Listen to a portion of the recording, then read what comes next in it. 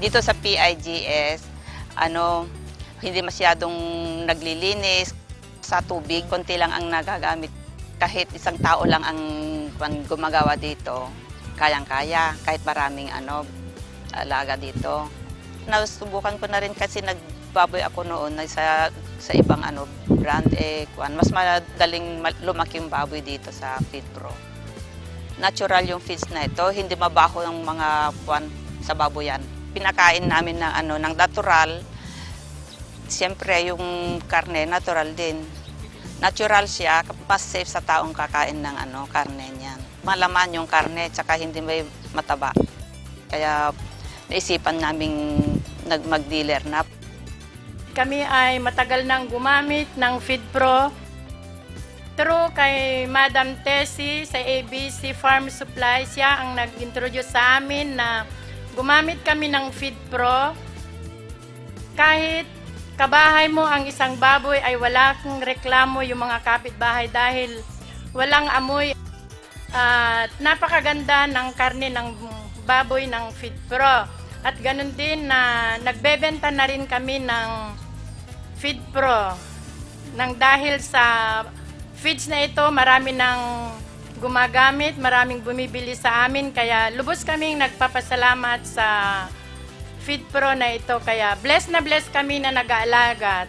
Kaya dahil sa tulong nila na nag-introduce sa atin, matagal na din po kaming nagbababoy. Madami ng mga feeds na aming nagamit. Every time na nagbebenta kami ng baboy sa palengke, ang reklamo sa amin ng mga bumibili is mataba ang inyong baboy. So ngayon, ang ginawa ng husband ko, naghanap siya ng feeds, kung ano yung magandang feeds para maganda ang quality ng karne. Ang balak lang po namin sana is maging consumer ng feeds. Pero nung nakita namin ang kagandahan ng FeedPro, sabi namin, bakit hindi namin i-share sa kababayan namin ang kagandahan ng feeds. So, inadapt namin ang innovation nila, inadapt namin yung sistema ng FeedPro. Ngayon, meron kaming mga 100 na higit na grower lang yun. 2 lang na tao ang kailangan namin. Di ba ganun kagaan ang trabaho ng pinakita nila sa atin? So, nakita din namin ang kagandahan ng karne, ng kumakain ng FeedPro. Nag-decide kami na bakit hindi tayo magpatayo ng meat shop dito sa Quezon para ang mga taga Quezon makinabang naman dun sa good quality ng karne. Kasi ang FeedPro is walang antibiotic, unlike sa ibang feeds na pag binabad mo is mapapanis ka agad. Ang FeedPro, kaya may fermentation, hindi siya napapanis ka agad. So, ang isipin na lang natin is ang ating mga anak. Di ba yung kalusugan ng ating mga anak? Sana sa susunod, lahat na kayo magtestimonya na ito ay maganda. RIC Senior Citizen, you group yourself in every barangay. Then, I will provide you biik in January. That is my commitment to all of you. Kasi yung bagong pondo natin, dadalhin ko sa DA yung gagamitin nating pera para sa programang ito. Magkakaroon ako ng sariling pondo para sa inyo upang sa ganon, itong programa na ito ay magiging successful. Sa Pangasinan, nagkaroon sila ng Lechon Festival. Sabi ko naman, kung kaya ng Pangasinan, kaya din ng Quezon, kaya natin ito. So I will be looking forward that in God's time, magkakaroon din tayo ng festival, ng Lechon Festival.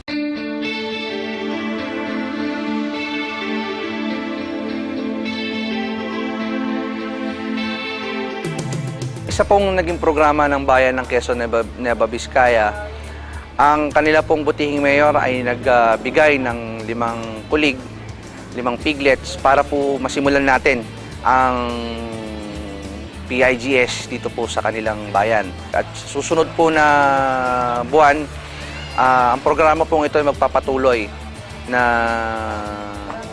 upang sa ganon maturuan po namin o makita po ng mga magbababoy yung sistema na aming ipinaliliwanag o pinakikilala sa inyong kasama naming magsasaka, magbababoy. I would say, ngayon pa lang, I will be the one to spearhead the raising of a piggery farm upang sa ganon, ako naman pa baka contribute pa sa aking kababayan.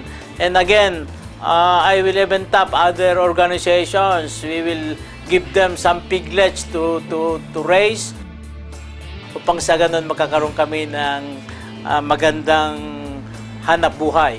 Lalong-lalo na siguro it will contribute to our people in the hinterlands.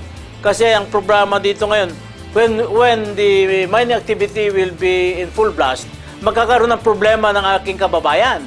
So itong programa na pre-present ng FEBPRO ngayon would be one alternative to solve the predicament of my people kasi hindi naman sila makapagmina. We could distribute some piglets to my constituents with the cooperation of FEDPRO and other siguro donors for that matter upang sa ganon yung ating inasa-asam na iniisip para sa ating mga kababayan ay ating magampanan. And as I've said, finally, that will contribute to the upliftment of the life of my people in Quezon. Dahil nga gawa nga nung pagkadikit-dikit yung bahay, hindi ka makapag-alaga ng baboy dahil nga gawa nga ng amoy.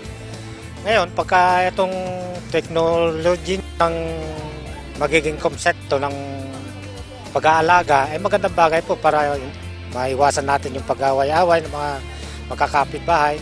Wala na inggitan dahil yung isa sa halip na magalit, mag-aalaga na rin, di ba? Yun ang pairalin niya, sigurado yan. Dahil mulat sa nung naging mayor yan, lahat ng programa namin sa agriculture, nasa likod po namin yan. Bibigay ng pondo.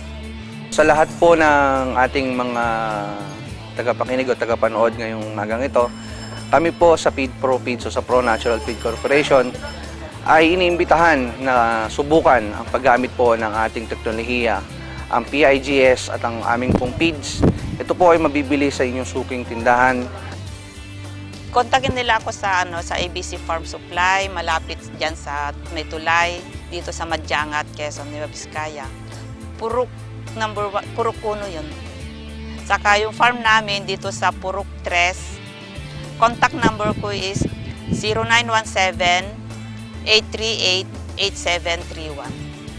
Maganda talaga itong PIGS na sistema. Halina kayo at mag-alaga na kayo ng ganitong klase ng sistema para mapagaan kayo sa pagpakain, paglinis, lalo na sa tubig. Maganda pang paglaki ng baboy nyo dito. Hindi maamoy sa piggery ninyo.